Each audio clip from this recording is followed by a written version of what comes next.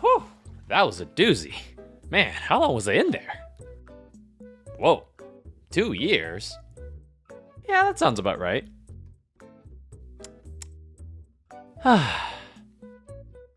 You know, being on the toilet for that long really made me appreciate just how nice it is to poop inside the comfort of my own home. The bathroom at home is the one place I can feel at ease while being in my most vulnerable state, with my pants down. I wish I could say the same about public restrooms, but sadly I can't. If I had to choose between using a public restroom or pooping my pants, I would use the public restroom.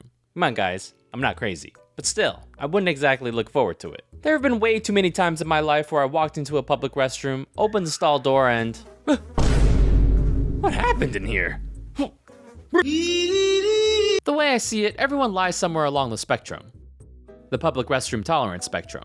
On one end is someone who will absolutely not use public restrooms and will hold it in no matter what, and on the other end is someone who actually likes using public restrooms more than their bathroom at home, aka a crazy person. On a scale from 1 to 10, I'm probably at a 2. Public restrooms are gross, especially the men's room. You guys are disgusting. Speaking of disgusting, let me tell you guys a traumatic restroom story from back when I was in middle school. So I was peeing at a urinal, and this one kid out of nowhere decided it would be funny to pull a prank on me. Although I'd hardly consider it a prank though, because it was more like terrorism. So there I was, mid-pee, and this kid came up behind me, grabbed me by the shoulders, and started shaking me up and down. Now, obviously, doing this caused my stream to lose control, and as much as I tried to compensate for the gyrations and the undulations, it was no use. I got pee everywhere. To this day, I don't know what that kid's problem was. I never did anything to the guy, but now that I think about it, looking back, I should have just turned around.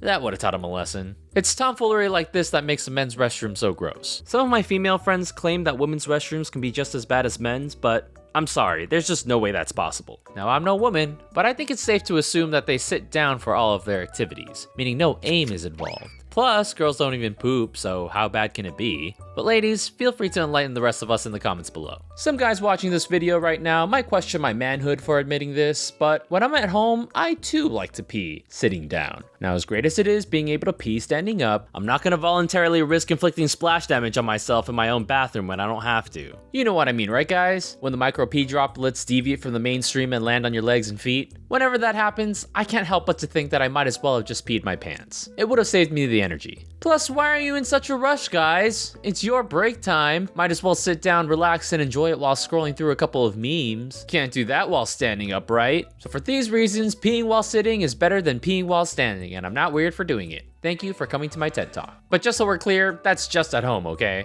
I try to avoid touching as many things as possible when it comes to public restrooms, which I guess is the idea behind installing all of those motion sensors inside of those restrooms, but I just feel like most of the times they don't really work that well. Like how the sensors at the sink only let out 1 second of water at a time, or how the sensors behind the toilet flush every time you lean forward to wipe your butt, and then the paper towel dispensers don't even work half the time. And the icing on the cake? The only thing that doesn't have a sensor is the door to leave the restroom, and it's a pull! So you're gonna get your hands dirty either way.